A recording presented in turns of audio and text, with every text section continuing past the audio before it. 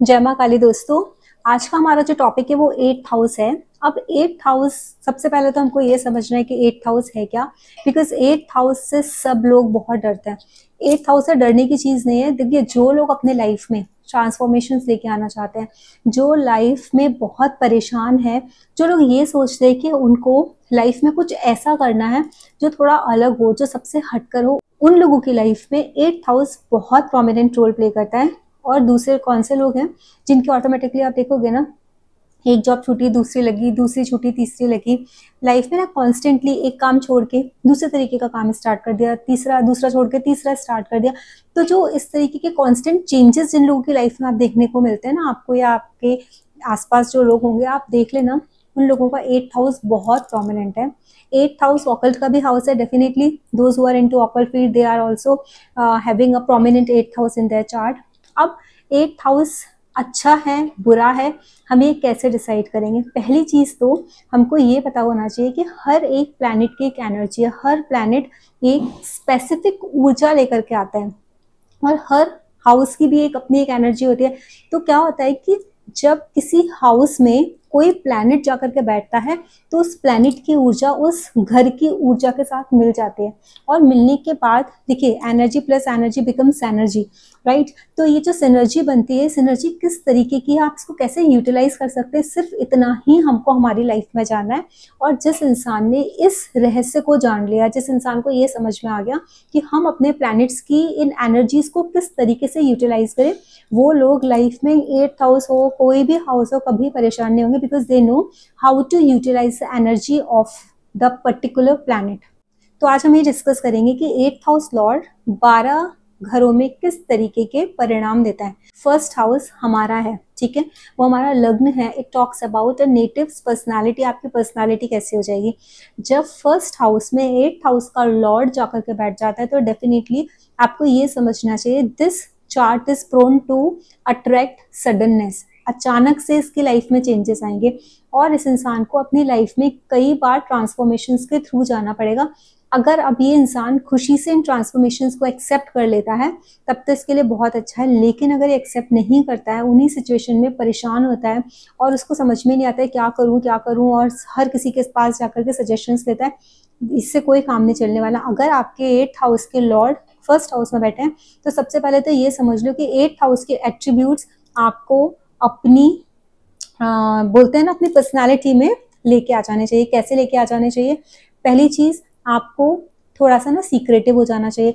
बहुत सारे लोग होते हैं सबके सामने जाकर के सब कुछ बोल देते हैं। Eighth house is the house of secrecy. तो कभी भी कोई भी काम जब शुरू करने चाहिए, किसी भी काम का इनिशिएटिव ले, तो you have to be little secretive. आपको वो चीज छुपा के रखनी चाहिए जब तक वो काम आपका होना चाहे। तो आपको इस चीज का ध्यान रखना चाहिए। दूसरा, ये जो हाउस है, एट्थ हाउस है, एट्थ हाउस किस चीज का? इंश्योरेंस का है। इंश्योरेंस बताता है हमारे मैन्युफैक्चरिंग यूनिट अगर आप लगाना चाहते हो तो वो भी आप एट्थ हाउस से। अनअर्न्ड इनकम भी वही है। थर्ड पार्टी इनकम जो होती है वो भी वही है। मीडिएटर का जो होता है वो भी वही है। एजेंट की जो इनकम होती है वो भी है। सीबीआई या फिर किसी भी खुफिया विभाग में काम करना वो भी है। रिसर्च फील्ड भी है, ऑकल्ट फील्ड भी है। आपका taxation and audit also comes in the eighth house. तो इन सब चीजों से आपको जुड़ना है, क्योंकि ये लग्न में आकर के बैठा है। The day you will start connecting yourself to these things, तो आप उस दिन कैसे हो जाओगे कि आपने एट्थ हाउस की जो एट्रीब्यूट्स है उनको एक्सेप्ट कर लिया। तो एट्थ हाउस की एनर्जी जैसे ही आपने कंज्यूम करना स्टार्ट कर दिया, it will not give you trouble. तो एक तो ये तरीका हो गया। अब बहुत सारे लोग बोलेंगे कि हमारा प्रोफेशन दूसरा है, हम ऑडिट में नहीं है, टैक्सेशन में नहीं है, हम मैन्युफैक्चरिंग में किसी भी फैक्ट्री वगैरह में नहीं है, I am not into research. तो एक ऐसा फील्ड है ऑकल्ट जिसको आप अपनी डे टू डे लाइफ में आप उसको पढ़ना शुरू कर दीजिए, जानना शुरू कर दीजिए, क्योंकि ये ज्योतिष है ना, ये वेदों का ज्ञान है। बहुत पुराना ये जो हमारे ऋषि मुनियों ने ज्ञान दिया है वो ज्ञान है, और मुझे ऐसा लगता है हर इंसान को ज्योतिष की समझ होनी चाहिए। तो अगर आप इन किसी फील्ड से नहीं जुड़े हो तो आप एक काम कर सकते हैं कि आप ज्योतिष में थोड़ा सा नहीं इंटरेस्ट, आपको धीरे धीरे इंटरेस्ट डेवलप हो जाएगा। वैसे बहुत रेयर है इन केसेस में कि अगर किसी का एट्थ हाउस का लॉर्ड फर्स्ट हाउस में बैठा है तो उसको ज्योतिष में इंटरेस्ट ना हो, उसको यूनिवर्स जानने में इंटरेस्ट ना हो सकता है स्पेसिफिक ज्योतिष में नहीं होगा तो उसको मैनिफेस्टेशन टेक्निक्स में होगा। मैनिफेस्टेशन टेक्निक्स में नहीं होगा तो उसको तंत्र में होगा, मंत्र में होगा कि हाउ द थिंग्स वर्क, उनको चक्रास की एनर्जी जानने में होगा, उनको इस चीज़ का ज्ञान मतलब क्यूरियोसिटी होगी कि हाउ दिस यूनिवर्स वर्क। तो you start working on those things, you start researching on those topics that will help you to bring a well lot of then it will help you to come out from the problems जो 8th house की वजह से आपके life में problems आते हैं, आप उन सब चीज़ों से बाहर आ जाओगे। अब 2nd हाउस में जब हम देखते हैं 8th हाउस के लॉर्ड आकर के बैठे हैं, इसका मतलब क्या है, 2nd house is the house of your speech, 2nd house is the house of your wealth, और आपका कुटुंब भी है। या तो इस इंसान के कुटुंब में कोई इंसान ऑकल्ट फील्ड से या इन सब फील्डों से जो मैंने डिस्कस किए हैं अभी 1st हाउस का बताने से पहले, 8th हाउस से किसी भी फील्ड से अगर कनेक्ट हो जाता है तो इसकी एनर्जी यूटिलाइज हो गई और इसको कोई प्रॉब्लम नहीं होगी। लेकिन अगर आपकी फैमिली में कोई इंसान, आपके कोई कुटुंब में कोई इंसान इस फील्ड से नहीं जुड़ा है तो मतलब आपके 8th हाउस की एनर्जी कंज्यूम नहीं हुई है, बिकॉज 8th हाउस के लॉर्ड आपके कुटुंब के स्थान में आकर के बैठे हुए हैं। इसका मतलब वो ये बता रहे हैं कि ये एनर्जी 2nd हाउस में आपके 2nd हाउस को एक तो इफेक्ट करेगी, इम्पैक्ट डालेगी। तो उसके लिए क्या करना है, क्योंकि कुटुंब का है, या तो कोई 8th हाउस से रिलेटेड फील्ड में या ऑक्यूपेशन में या किसी भी चीज़ में आपके कुटुंब में ऑलरेडी मौजूद है। अगर नहीं है तो वेल्थ कमाने का जरिया आपको 8th हाउस को बनाना है, बिकॉज 8th हाउस के लॉर्ड जब 2nd हाउस में आकर के बैठते हैं तो वो आप खुद से ये बताते हैं कि ये इंसान पैदा ही इसीलिए हुआ है कि ये पैसा किससे कमाया, 8th हाउस के जरिए। 8th हाउस हमारी पेंशन की इनकम, इंश्योरेंस की इनकम वो भी रिप्रेजेंट करता है। हमारी इनहेरिटेड प्रॉपर्टीज जो होती है, इनहेरिट हमारी जो हमको वेल्थ मिलती है, that is also represented by 8th house. 8th house ही वो बताता है। तो आप उस तरीके की चीज़ों को देखिए कि आपकी लाइफ में वैसी चीज़ें हो रही हैं। अगर आपके 8th हाउस से रिलेटेड कोई भी इंसिडेंट हुआ नहीं, ये भी हो सकता है कि आपको अपनी इनहेरिट जो आप दादा परदादाओं की जो आपकी प्रॉपर्टी है, पैसा है, अगर आपको वो मिल गया तो भी आप ये देख सकते हो कि yes your 8th house has already been used. But अगर नहीं हुआ है तो you have to bring any of the thing into your work जिससे कि आप पैसा कमा सकें। तो आप अपने 8th हाउस की एनर्जी को यूटिलाइज करेंगे। अदरवाइज इन लोगों की लाइफ में पैसे को लेकर के हमेशा उथल पुथल मची रहती है। इन लोगों को हमेशा बोलने के लिए बहुत सजग होना चाहिए कि वो किस तरीके की बात बोल रहे हैं, क्या बोल रहे हैं। खाने में भी इन लोगों को बहुत ध्यान रखना चाहिए, वरना इनको हेल्थ रिलेटेड इश्यूज देखने को मिल सकता है। तो इन लोगों को अपने खाने पर मुख्य रूप से ध्यान रखना चाहिए। अब जब 8th हाउस के लॉर्ड 3rd हाउस से जाकर के कनेक्ट होंगे, 3rd हाउस में जाकर बैठे हैं, इसका मतलब क्या है, आपका 8th हाउस किससे कनेक्ट हुआ है, आपके पराक्रम भाव से कनेक्ट हुआ है। जब पराक्रम भाव से कनेक्ट हो गया, पराक्रम भाव आपके छोटे बहन भाइयों का भी भाव है, आपके पड़ोसियों का भी भाव है। अगर आपके पड़ोस में कोई ऐसा इंसान रह रहा है जो आपके 8th हाउस से, जो भी मैंने फील्ड बताए या जिसके कारक तत्व बताए, उनसे उनके प्रभाव में है, तो आपने अपने सोचो 8th हाउस की जो एनर्जी है उसको आपने यूटिलाइज कर लिया है ऑलरेडी। बिकॉज आपके नेबर में, क्योंकि 3rd हाउस नेबरहुड का भी है, पड़ोस का, आपके पड़ोस में ऑलरेडी कोई एस्ट्रोलॉजर रह रहा है या कोई टैक्सेशन डिपार्टमेंट में काम करने वाला, ऑडिट में काम करने वाला, इंश्योरेंस सेक्टर में काम करने वाला, इस तरीके का कोई इंसान रह रहा है तो ठीक है, आपकी यूज हो गई। या फिर आपका कोई छोटा भाई इस चीज में है, ठीक है। अब शॉर्ट, अभी जो होता है ना, ये 3rd हाउस शॉर्ट ट्रैवल का भी हाउस है, शॉर्ट ट्रैवल भी दिखाता है। तो अब आपको, आप कर क्या सकते हो, अब आपका सोचो छोटा भाई भी नहीं है इन सब फील्ड्स में, या छोटी बहन भी नहीं है, आपके पड़ोसी भी नहीं है। Third house is the house of communication and writing skills also. You need to start write some articles, चाहे आप उसको पब्लिकेशन में दो या ना दो, आप आपकी समझ से what you understand about the कारक तत्व ऑफ 8th हाउस, जैसे ऑकल्ट के बारे में, यूनिवर्स की मिस्ट्रीज के बारे में, किसी कोई रिसर्च कर रहे हो आप, किसी रिसर्च के बारे में, you have to start writing and keep that notebook और that diary with you. It's not necessary कि हमेशा हम दिखाएं। अगर आपको 8th हाउस से रिलेटेड प्रॉब्लम्स आ रही हैं तो this is a remedy. If your 8th house lord is sitting in the 4th house, तो ये किस तरीके के रिजल्ट देगा। 4th house is the house of your mother. हो सकता है आपकी मदर इस 8th हाउस से रिलेटेड कुछ काम करती हो, प्रॉपर्टी के हो सकता है किसी काम में हो, क्योंकि 4th house talks about your भूमि, भवन, वाहन। किसी भी गाड़ी के एजेंट्स जो होते हैं, आपने देखा ना व्हीकल्स के जो एजेंट्स होते हैं, जो उनका इंश्योरेंस वगैरह कराते हैं, वो भी हो सकता है, प्रॉपर्टी एजेंट भी हो सकते हैं, या फिर आर्किटेक्ट भी हो सकते हैं। क्योंकि 4th हाउस में 8th हाउस का लॉर्ड आके बैठे हैं, तो मदर आपकी एक ऑकल्टिस्ट भी हो सकते हैं, आपकी मदर खुद भी किसी इंश्योरेंस डिपार्टमेंट में काम कर सकते हैं। अगर इस तरीके की चीज़ें हैं तो आप सोचो आपके 8th हाउस की एनर्जी यूज हो चुकी है। लेकिन अगर यूज नहीं हो चुकी है तो you have to practice few things about the occult at your place. मतलब आपको अपने घर में, जिस घर में आप रहते हैं उस घर में बैठ करके आपको ऑकल्ट से रिलेटेड चीज़ें देखनी है, समझनी है, पढ़नी है, सुननी है।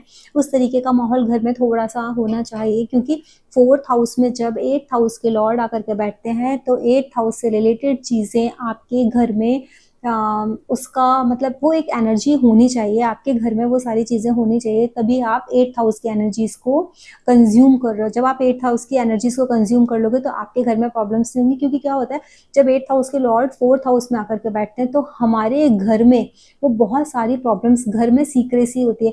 एक ही घर में रहते हुए लोग एक दूसरे से बातें नहीं करेंगे, बातें छिपाएंगे, बताएंगे नहीं, इस तरीके की चीज़ें हमारे घर में हो जाती है। दूसरा क्या होता है, प्रॉपर्टी को लेकर के लड़ाई झगड़े भी हो सकते हैं, क्योंकि 4th हाउस प्रॉपर्टी का है और वो इनहेरिटेड प्रॉपर्टी है। तो हो सकता है हमारे जो पुरखों की प्रॉपर्टी है, बुजुर्गों के जो हमारा है, तो भाइयों भाइयों में आपस में झगड़ा हो जाए, तो उस तरीके की चीज़ें हो सकती है। तो बेटर है उन सब चीज़ों को अवॉइड करने के लिए you need to use the कारक तत्व of 8th house in your house at your place where you stay. आपका जो घर है जिसमें आप रहते हो उस घर में आपको यूज करना है। कुछ भी नहीं कर सकते तो at least you can read books related to the occult in your house. तो आप देखोगे आपकी लाइफ में काफ़ी, आपके घर में काफ़ी चेंजेस आ रहे हैं, शांति का माहौल आने लगा है। 5th house is the house of your मंत्र शक्ति। 5th house is the house of your creativity, your intelligence, and it is the house of your progeny. आपके बच्चों का भी घर है, आपके लव अफेयर का हाउस है, आपकी लव लाइफ हम 5th हाउस से देखते हैं। अगर किसी के 5th हाउस में 8th हाउस के लॉर्ड आकर के बैठ गए तो हो सकता है ये इंसान अपनी लव लाइफ में सक्सेसफुल ना रहा हो, इनको लव लाइफ में बहुत ज़्यादा प्रॉब्लम्स देखने को मिली है। लेकिन अगर आपके साथ ऐसा हुआ है तो आपको क्या करना है, you have to start chanting a mantra, because 8th house is the house of secrecy, 5th house is the house of mantra chanting. आपको जिस मंत्र को चेंट करना है, you are not suppose to reveal the mantra, you are not suppose to tell anyone that you are chanting a mantra. आपको मन के अंदर जो किसी को पता ना चले, अगर आप 10 लोगों के बीच में भी बैठे हुए और आप अगर मंत्र चेंट कर रहे हो तो किसी को पता नहीं चलना चाहिए। This is the best remedy to consume the energy of 8th house if the 8th house lord is sitting in the 5th house. अब 8th हाउस के लॉर्ड अगर 6th हाउस में बैठे हुए हैं तो वो किस तरीके की प्रॉब्लम्स आपकी लाइफ में लेके आ सकते हैं और आपको इसके लिए करना क्या है। अब देखिए 8th हाउस के लॉर्ड जब 6th हाउस में बैठे हैं तो हो सकता है इस इंसान को, मैं यही सजेस्ट करूंगी, मोस्टली इस इंसान को ऐसा प्रोफेशन यूज करना चाहिए, चूज करना चाहिए जो 8th हाउस से रिलेटेड हो। उसके बाद कोई रेमेडी की जरूरत नहीं है, लाइफ में कोई प्रॉब्लम नहीं है, बहुत सक्सेस मिलेगी, because 6th house is the house of your daily services. जो आप सर्विस देते हो, आपके डेली रूटीन का हाउस है, वहाँ 8th हाउस के लॉर्ड आकर के बैठ गए। अगर आपने 8th हाउस से रिलेटेड किसी भी फील्ड को नहीं चुना है तो इस इंसान को अपने डेली रूटीन में, अपनी डेली जॉब में बहुत ज़्यादा स्ट्रगल, बहुत ज़्यादा प्रॉब्लम्स, बहुत सारे अप्स एंड डाउन्स फेस करने पड़ेंगे। तो इसके लिए बेटर है कि अगर आपने अपने डेली रूटीन में इसी तरीके का जॉब या सर्विस चूज की है जो आपके 8th हाउस के कारक तत्वों को रिप्रेजेंट करती है, तो ये आपके लिए सबसे अच्छा है। जैसे आप इंश्योरेंस एजेंट बन सकते हो, आप रिसर्च फील्ड में हो सकते हो, आप ऑकल्ट फील्ड में हो सकते हो जहाँ आप डेली कंसल्टेशंस वगैरह देते हो। तो इस तरीके की चीज़ें अगर आप अपने लाइफ में हैं तो आपको लाइफ में कोई प्रॉब्लम नहीं आएगी। अब 8th हाउस का लॉर्ड जब 7th हाउस में आके बैठता है तो सबसे ज़्यादा प्रॉब्लम किधर लेके आता है, वो आपके मैरिड लाइफ में, आपके बिजनेस पार्टनरशिप में।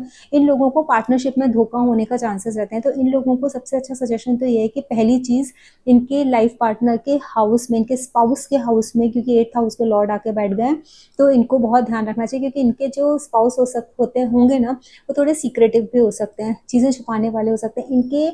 इनके स्पाउस को ये सारी चीज़ें जो 8th हाउस से रिलेटेड है, आइदर हर और his spouse could be into occult और इनटू इंश्योरेंस और इनटू टैक्सेशन, ऑडिट डिपार्टमेंट और into research, any of the things a spouse should be. तो इनको मैरिड लाइफ में कोई प्रॉब्लम नहीं आएगी। और इन लोगों को पार्टनरशिप से स्पेशली बचना चाहिए, क्योंकि यहाँ पर इनको पार्टनरशिप में धोखे होने के बहुत ज़्यादा चांसेस होते हैं और मुश्किल है कि ये अपनी पार्टनरशिप को बहुत लंबे टाइम तक सस्टेन कर पाएँ, क्योंकि this is a house of transformation also. हो सकता है आफ्टर मेकिंग अ पार्टनरशिप, अगर आपके 8th हाउस के लॉर्ड 7th में बैठे हैं तो after making a partnership you will go through such bad phase which will transform you either into the good thing, for the good thing और for the bad thing. तो हमेशा बच्चों, अगर 7th हाउस में 8th हाउस के Lord हैं तो partnership मत करो, बिजनेस पार्टनरशिप में मत करो। Now 8th house lord is sitting in the 8th house, it is directly talking about you have to imbibe everything which is related to the 8th house into your life. जब तक आप 8th house की चीज़ों को imbibe नहीं करोगे, अपने अंदर लेके नहीं आओगे, तब तक आपको 8th हाउस ट्रबल देगा, क्योंकि 8th हाउस के लॉर्ड खुद भी 8th हाउस में बैठे हैं। It is making the 8th house strong, which is not considered as a very good situation. 6, 8 और 12 ये 3 हाउसेस हमारे चार्ट में ऐसे होते हैं जिनके लॉर्ड्स हमेशा उनको वीक होने चाहिए, वहां पर मैलेफिक्स होने चाहिए, क्योंकि मैलेफिक की एक आदत होती है, वो जिस भी भाव में बैठते हैं उस भाव का नाश करते हैं।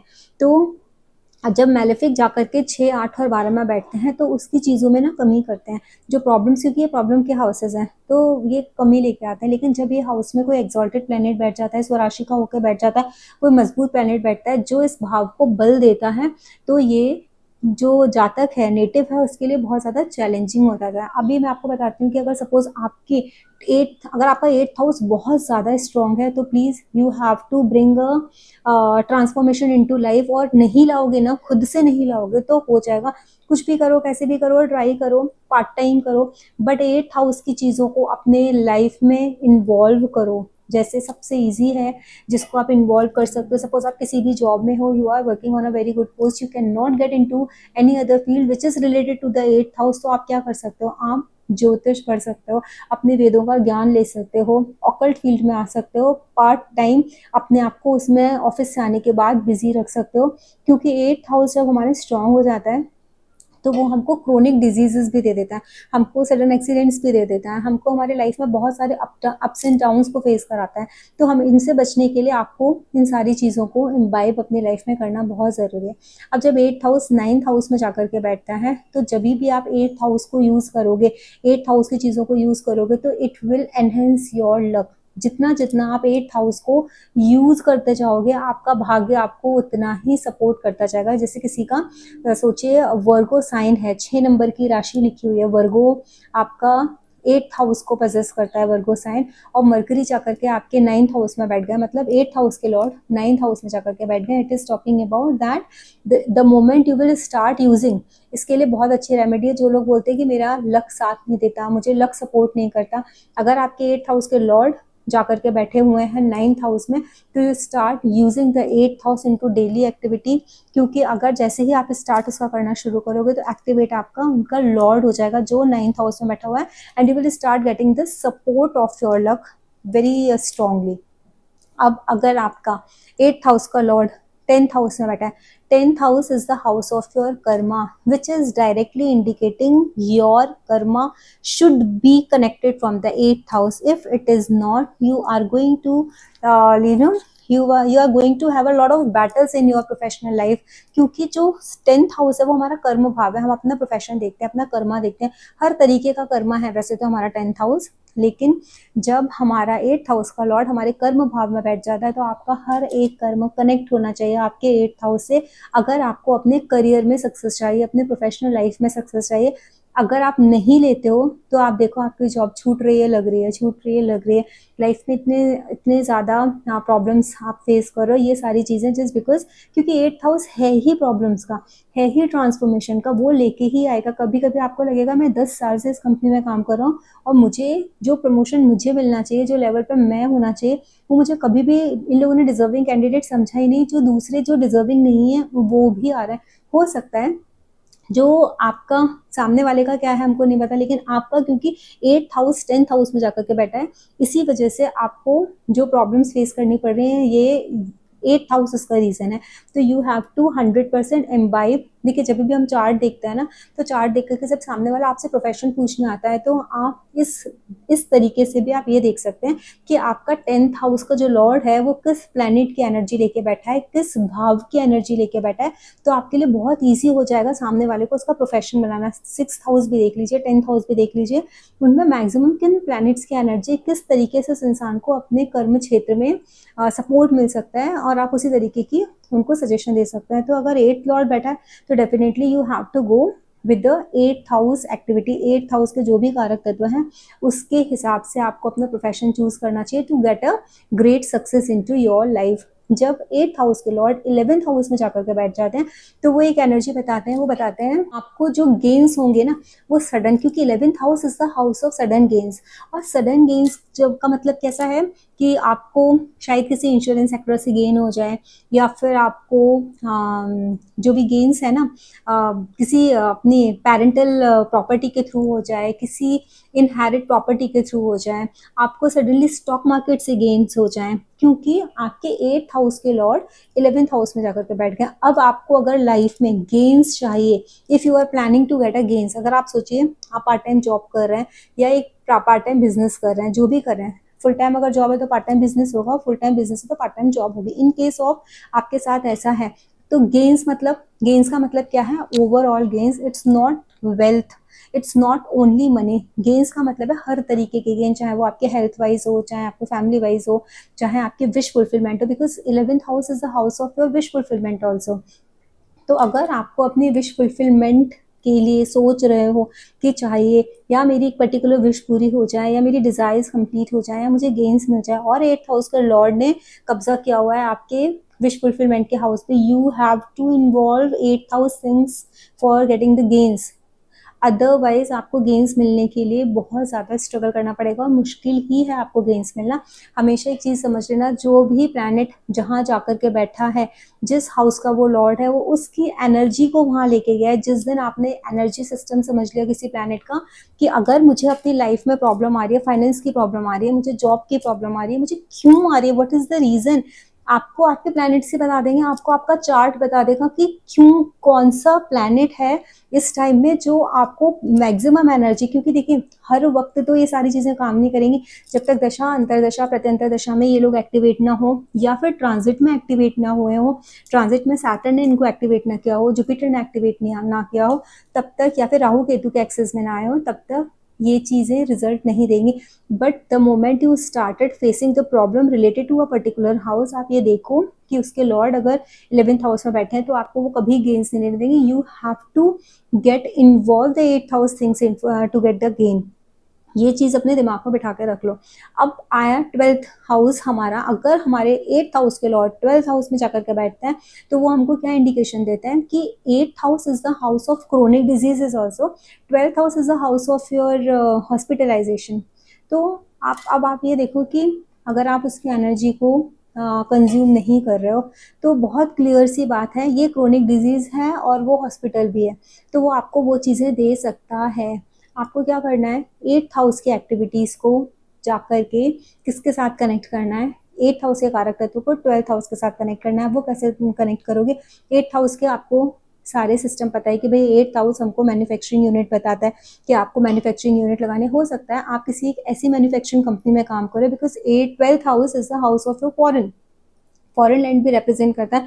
तो अगर आप किसी ऐसी कंपनी में काम कर रहे हो, ऐसी फैक्ट्री में काम कर रहे हो जहाँ जो भी प्रोडक्शन हो रहा है वो वहाँ पर इंपोर्ट या एक्सपोर्ट का कुछ काम होता है, तो आपने अपने 12th हाउस को इन्वॉल्व कर लिया है, वो एनर्जी आपकी उसमें एग्जीक्यूट हो गई, अब आपको कोई प्रॉब्लम नहीं आने वाली। लेकिन अगर ऐसा नहीं है तो आपको प्रॉब्लम्स आएंगी। आपके अगर 8th हाउस के कारक 12th हाउस के साथ कनेक्ट नहीं हुए हैं तो आपको प्रॉब्लम्स फेस करने को मिलेंगे। अब आपको उसके लिए करना क्या है, देखिए 8th हाउस हमारा सीक्रेसी बताता है, ठीक है, 12th हाउस हमारा मेडिटेशन बताता है, 12th हाउस हमारा दान बताता है।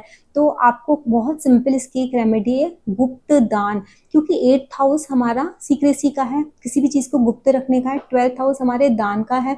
तो अगर जिस किसी का भी 8th हाउस का लॉर्ड 12th हाउस में जाकर के बैठा है, आपको गुप्त दान करना है। This is the best remedy if your 8th house lord is sitting in the 12th house. आपको अगर बड़ी बीमारियों से बचना है, आपको बड़ी प्रॉब्लम से बचना है, क्योंकि देखो अनअर्नड मनी आपका 8th हाउस है, आपकी इनहेरिटेड प्रॉपर्टी आपका 8th हाउस है, 12th house is the house of losses also, तो you may face the losses also in that. अगर आपको इन सब चीज़ों से बचना है तो गुप्त दान कीजिए। अब सबसे इम्पोर्टेंट ये समझना है हम लोगों को, देखो बहुत सारे हम लोग रेमेडीज करने लगते हैं। रेमेडीज कभी भी बिना सजेशन के अपने आप रील्स स्क्रॉल कर करके लोग देखते रहते हैं और कहते हैं अच्छा मुझे पैसे की प्रॉब्लम है, ये रेमेडी बताइए, ये मैं रेमेडी कर लेता हूँ। आपको नहीं पता आपका कौन सा प्लैनेट क्या एनर्जी लेकर के बैठा है, किस हाउस की एनर्जी लेकर के वो किस हाउस में गया, किस तरीके की एनर्जीज वो जनरेट कर रहा है। You need to understand the energy of your chart first and then you need to choose wisefully the remedies. और ये जरूरी नहीं है कि हमेशा रेमेडीज आपको काम करें, sometimes you need to align your karmas also. आपको अपने कर्मास को उसके अकॉर्डिंग करना है और आपको उस तरीके की कोई प्रॉब्लम नहीं है। अभी जैसे मैंने बताया आपको कि 8th हाउस के लॉर्ड अगर आपके डिफरेंट हाउसेज में बैठे हैं, मतलब फर्स्ट से लेकर के 12th हाउसेज तक, आपको किस किस चीज़ों का ध्यान रखना है, क्या क्या हो सकता है, क्या क्या करना है।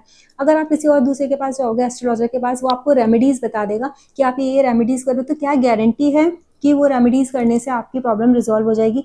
रेमेडीज करके प्रॉब्लम रिजॉल्व नहीं होगी। प्रॉब्लम जो परमानेंटली आपको अगर अपने एरेडिकेट करनी है तो you have to focus on your karmas, focus on your karmas rather than the remedies.